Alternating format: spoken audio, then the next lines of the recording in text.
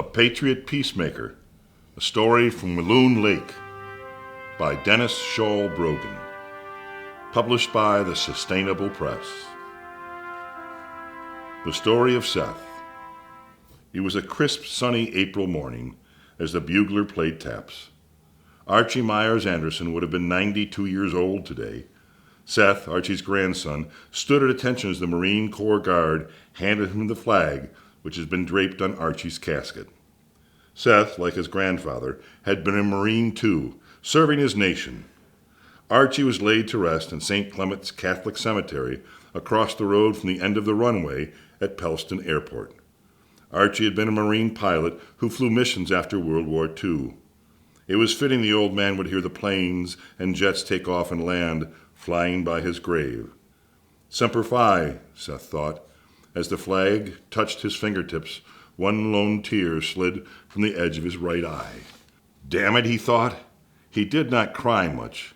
However, the sorrows of losing his grandpop had broken down his 6'8" frame, and then the emotion of joy swept through him. Semper Fi, old man. Semper Fi. An hour later, the family, patrons, and what few friends left of Archie's were gathered at Anderson's Pub, located just south of Mackinac City, Michigan, on U.S. Route 31, better known as Archie's Place. Seth owned it now, and like his grandfather, he was born to be a publican. As much as the day was a celebration of Archie's life, there was also a very special celebration about to take place. Seth's wife, Betsy, was pregnant. Well, not really just pregnant. She was due today, tomorrow, or the next day to bring their first child into the world. John Ernest Longfield would be his name, and the little boy would grow up in Indian River, Michigan, where Archie had taught Seth to hunt and fish and to love the depth of nature in the land of Nick Adams. Archie had been a Hemingway fan, and he knew some of the Hemingways who still summered at Walloon Lake. Seth honored the family lore by giving John the middle name Ernest. Seth looked out at the crowd gathered and saw Betsy. God, he thought to himself, she is more beautiful today than the day we danced at the Mackinac Apple Butter Festival when they were both 15. He looked beyond where Betsy was holding court with the other young mothers and saw Niles. The old friend of Archie's was sitting in his normal spot, which was always the second stool from the end.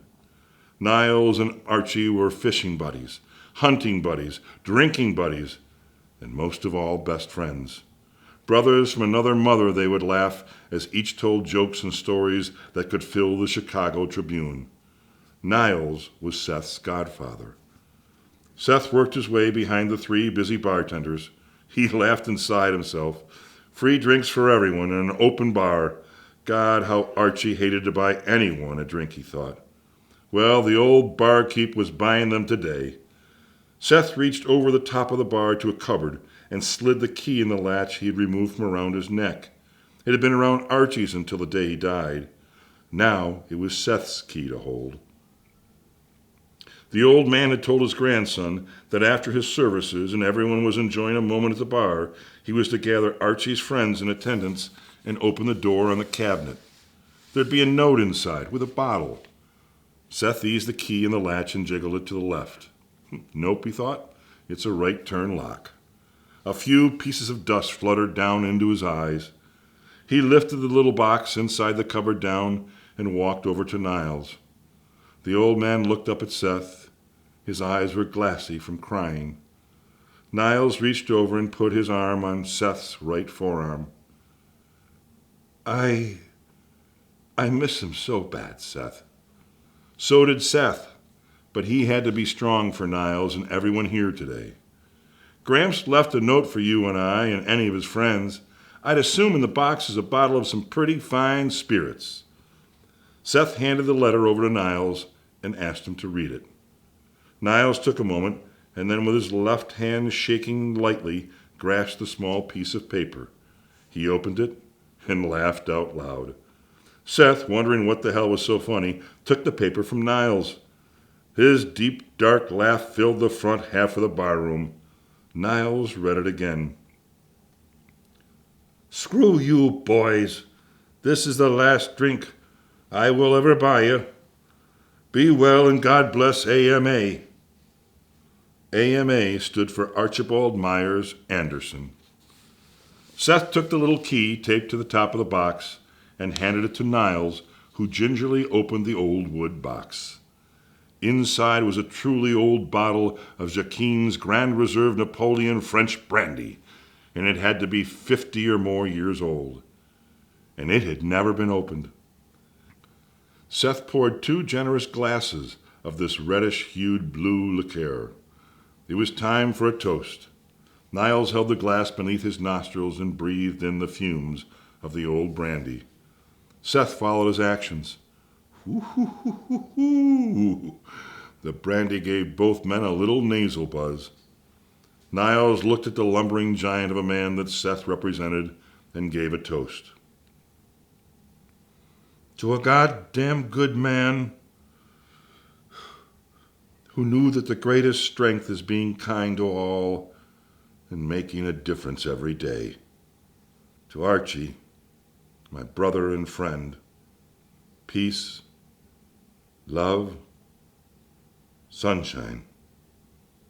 They both slowly touched their lips to the glass and took a sip. That was good. And without thinking, both threw the remaining brandy down the old hatch, as Archie would state when they were drinking at the hunting cabin. Seth raised the bottle and poured 2 more glasses. Another toast, and another. It would not take long before the bottle was empty, and the memories of Archie filled the stories told by both men at the end of the bar. Sometimes wisdom does not come in the bottle.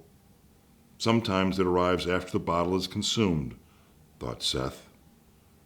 Semper Fi, old man. Semper Fi.